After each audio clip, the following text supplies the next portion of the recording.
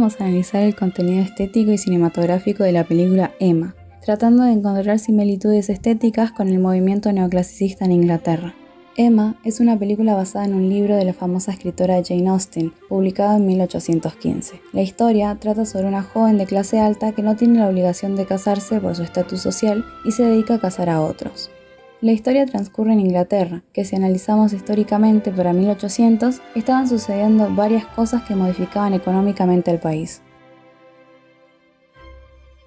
En Francia se estaba dando en 1815 la caída de Napoleón, por lo cual Europa volvió al antiguo régimen, consagrando a Inglaterra como primer estado europeo, formando una solidez económica gracias a su flota mercante y sus dominios ultramarinos que los destaca entre los demás países. Además, entre los siglos XVIII y XIX se desarrollaba la Revolución Industrial, un momento histórico muy importante para la población europea y en consecuencia para todo el mundo.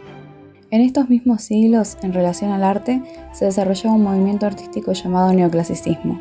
Este movimiento tiene como referente al clasicismo, tratando de buscar un nuevo estilo inspirado en los elementos de la antigua Grecia y Roma.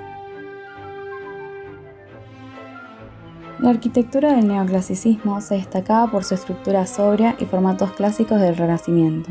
Los rasgos característicos de la arquitectura eran columnas simples sin ornamentos, paredes lisas y arcos de medio punto. Las bases de la arquitectura neoclásica nacían de un modelo griego y romano, adoptando ideas como las líneas puras, la simetría, el equilibrio y menos contraste y volumen en los adornos.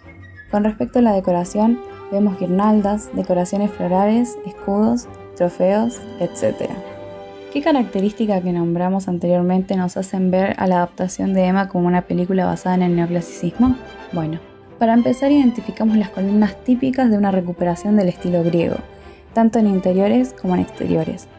La arquitectura es simétrica y la decoración de interiores cumple con muchas de las características neoclásicas. La decoración floral destaca por sobre todas las cosas, mezclados con figuras y esculturas pertenecientes a un modelo griego y del Renacimiento. Las paredes se mantienen sin mucho ornamento, pero sí encontramos detalles en los marcos de las pinturas con una finalidad puramente decorativa.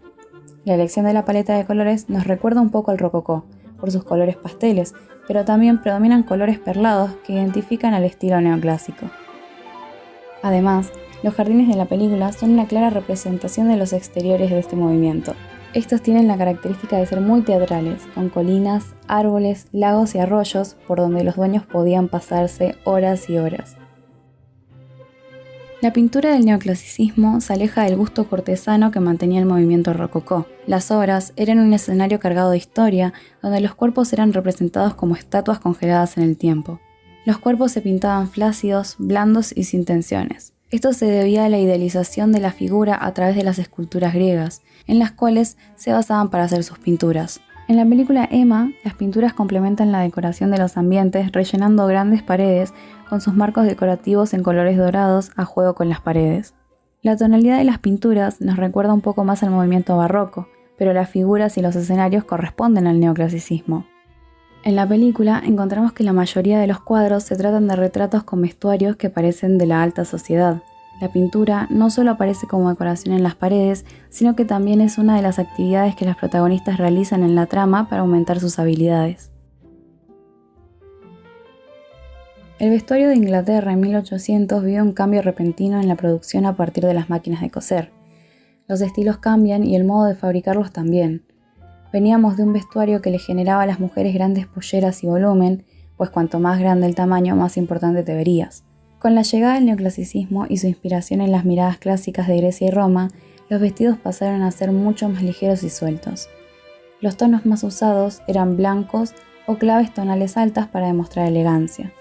En el caso de los hombres, el vestuario abandona los vistosos tejidos de seda y pasa a un estado mucho más simple, remarcando la figura neutral del cuerpo y dando más libertad al movimiento.